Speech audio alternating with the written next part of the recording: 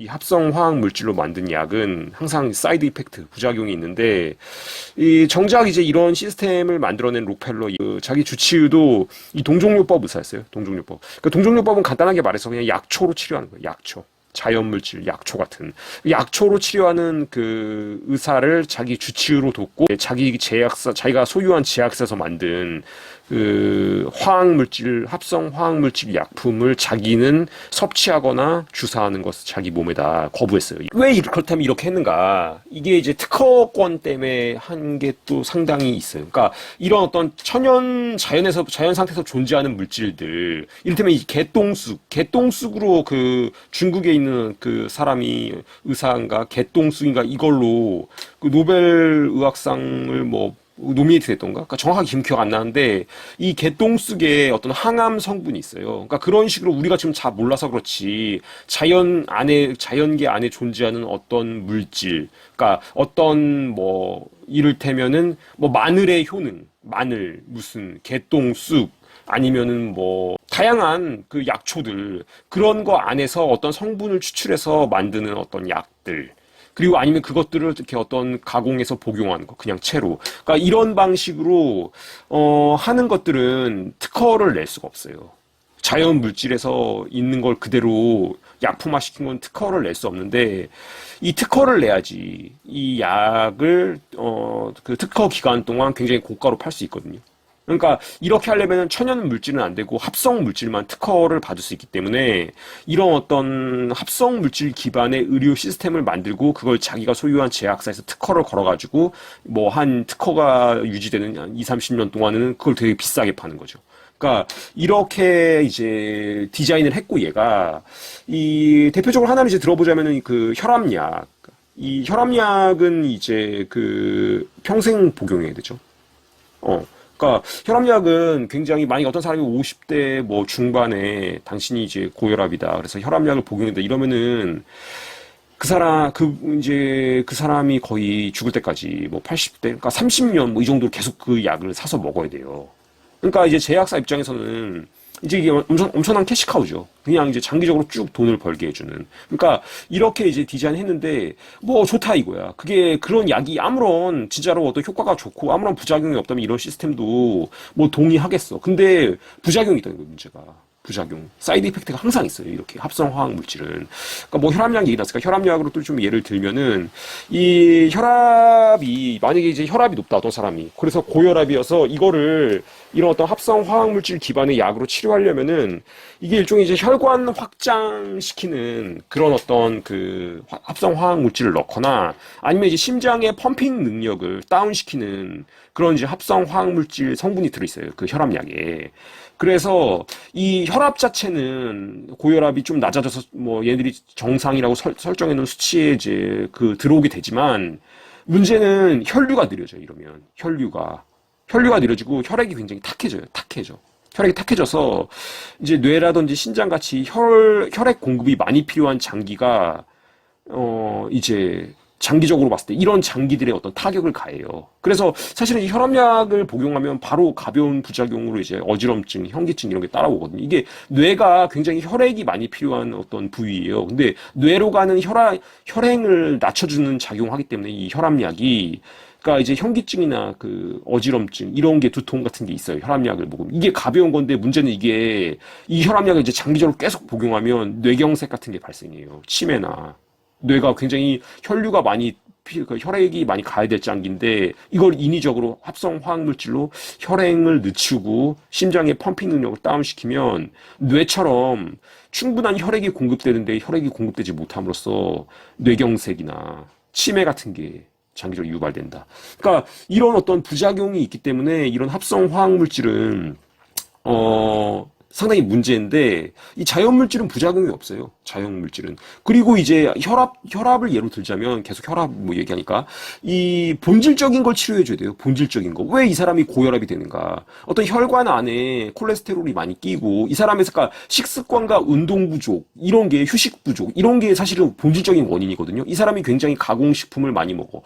뭐 소세지, 햄, 그리고 이제 육류를 많이 먹어. 맨날 고기 먹고. 그리고 운동은 거의 안 해. 맨날 그냥 차 타고 다니고. 그러니까 그러니까 이러면은 당연히 그 사람의 이제 어떤 혈관에 기름기가 많이 끼고 혈압이 높아지는 건데 이거를 그냥 인위적인 화학물질 통해서 그냥 혈압 자체만 낮춰주는 거는 그냥 대증요법, 증상만 완화시키는 거지 본질적인 치료가 아니거든요. 본질적인 치료는 이 사람의 식습관을 바꿔줘야 되고 생활 습관을 개선해줘야 되고 충분한 수면과 충분한 휴식 이런 게 따라줘야 되는 거예요. 그래야지 본질적인 치료가 되는 거예요. 그러니까 어떤 녹황색 채소나 야채, 뭐 마늘, 양파, 당근 이런 어떤 그러니까 그런 섬유질을 많이 먹고 좀 고기나 어떤 가공식품 섭취는 좀 줄이고 그래서 이 사람의 어떤 그 혈관이 좀 깨끗해지게 해주는 거. 그게 이제 필요하고, 그 다음에 이제 좀 2, 3km 정도라든지 단거리는 좀 걸어 다니고, 그러니까 속도감 있게 걷고, 그러니까 어떤 따로 무슨 헬스장 가서 운동 안 하더라도 기본적으로 어떤 걷기, 유산소 운동을 좀 많이 해주면 혈관에는 굉장히 좋아요. 그러니까 식습관과 운동, 이거랑 그다음에 충분한 수면, 뭐 휴식, 그러니까 이거 따라주면은 이거는 그냥 정상적으로 잡혀요. 이렇게 어떤 식습관이랑 충분하게 운동하면 그렇게 6개월 내지 1년 하면은 그 혈압은 정상 범위 안으로 내려와요. 그러니까 혈압 자체가 이것의 어떤 그 본질적인 문제가 아니라 그 어떤 신체의 균형이 깨져가지고 따라오는 부차적인 증상인데 그 증상 자체를 합성 화학 물질로 혈압만 낮춘다고 해서 본질적인 게 개선되는 게 아닌데 지금 현대의학은 그렇게 하고 있지 않다.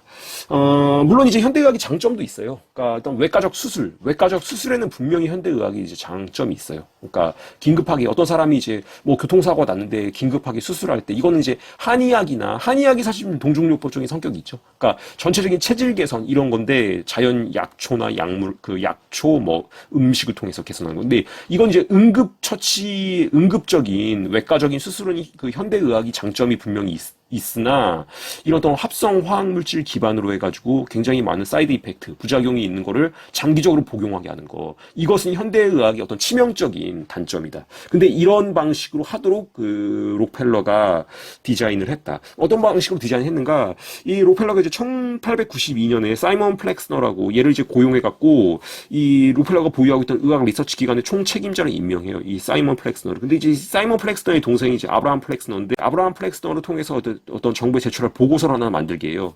이 보고서가 이제 플렉스너 보고서인데 이 보고서의 어떤 궁극적인 목표가 이 미국의 의료 시스템을 합성 화학 물질 기반으로 완전히 바꾸는 거예요. 미국의 의료 시스템을. 이 플렉스너 보고서가 발표된 게 1910년인데 이 플렉스너 보고서는 이제 이란 이름을 내걸고 기존에 있던 다른 모든 종류의 의학 치료를 이제 비과학으로 규정했어요. 이거 뭔가 연상시키죠. 과학, 그러니까 우리만 과학이고 나머지는 비과학이다. 이건데 그러니까 어떤 약초 기반의 자연 물질 기반의 의학을 자기들과 경쟁 구도에 있었던 것들을 다 비과학으로 어떤 규정해버리고 탄압한 거죠. 그래서 이 당시에 지금 환율로 한 사람 한 6천억 정도 되는 돈인데 이걸 이제 그 플렉스너 보고서의 지침을 따르기로 어떤 약속한 의과대학이 기부해요, 록펠러가. 지금 환율로 한 6천억 정도를 이 플렉스너 보고서에 기반한 지침을 따르기로 하는 의과대학에 기부하면서 이 미국에 있던 대다수의 의과대학들이 이런 어떤 합성 화학물질을 처방하고 외과적 수술을 권장하고 장기간 입원을 권장하는 방식의 그런 어떤 의료 교육을 그 의과대학에 다니는 학생들한테 해요. 20세기 초부터.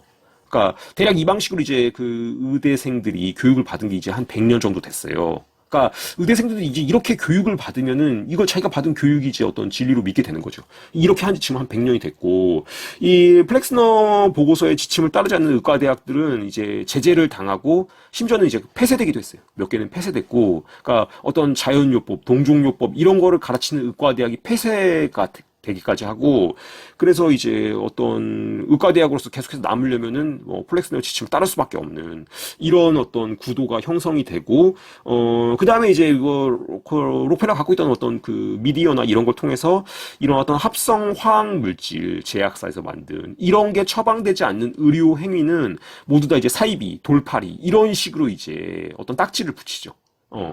이렇게 되면서 대중들도 그렇게 인식하고, 이건 뭐 민간요법이고, 굉장히 어떤 구닥다리, 이렇게 어떤 인식하게, 그렇게 작업을 했고, 얘가 이제 이 플렉스너 보고서가 발표된 다음에 한 20년 동안, 그 후에 한 20년 동안, 그러니까 1930년대까지 이 록펠러는 뭘 했냐면은 전 세계에 있는 제약회사들의 그 어떤 지분을 계속 사들여요. 그 다음에 이제 FDA에다가 자기 사람들을 이제 그 채워 넣어요. FDA에.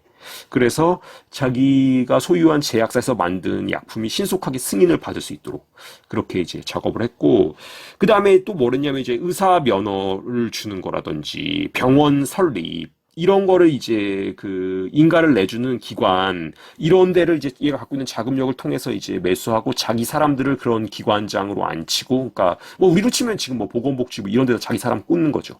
그렇게 해서 이 의사 면허를 취득하려면 이런 어떤 지금 록펠러가 디자인한 그 합성 화학물질 기반의 교육을 받고 그것의 시험을 지사가 될 수 있도록 그렇게 디자인하고, 또 그런 방식의 의료 행위를 하는 데만 병원을 설립할 수 있도록 이렇게 해요. 그래서 아예 이제 이런 록펠러식 의료를 하지 않으면 의사 면허를 받을 수 없고 병원을 설립할 수 없게 그렇게 이제 해서 지금 이제 거의 100년이 흘렀죠. 그러면서 지금 현재의 그 거대 제약사 중심의 의료 시스템이 이제 완전히 자리를 잡게 됐죠. 그래서 이런 것들이, 뭐, 지금 돌이키기가 좀 힘든 상황이고, 현대의학이 지금 이런 시스템이 돼 있기 때문에 어떤 환자가 주도적으로 어떤 질병을 앓고 있는 사람이 주도적으로 자신이 앓고 있는 질병에 대해서 공부를 하고 본질적인, 근본적인 원인에 대해서 좀 연구를 하고 그걸 본질적으로 치료할 수 있는 방식이 뭔가 그런 것들을 고민해서 하지 않으면은 이런 어떤 지금 현대적 의학 시스템, 병원에 가가지고 걔네들이 처방해주면 그 약 먹고 또 계속해서 뭐 무슨 또 검진 받고 약 먹고 그렇게 하면서 계속 쭉 가는 거 있잖아요. 그러니까 어떤 제약회사의 소비자로서 당연히 이런 합성화학물질의 부작용이 따르기 때문에 또 그거와 연관된 또 그 의사를 찾아가가지고 그건 또 어떻게 치료니까 계속해서 이 약에 저 약에 합성화학물질 계속 복용하면서 만성적으로 어떤 쭉 가게 되는, 죽을 때까지. 그런 방식의 의료 시스템이 현대 의료 시스템이기 때문에 여러분이 조금 이런 것들에 대해서 알고, 조금 본질적인 자신이 가지고 있는 어떤 질병이 만약에 어떤 사람이 아프다면 그것의 본질적인 원인이 무엇인가. 이것에 대해서 좀 탐구한 노력이 필요한 그런 시대다.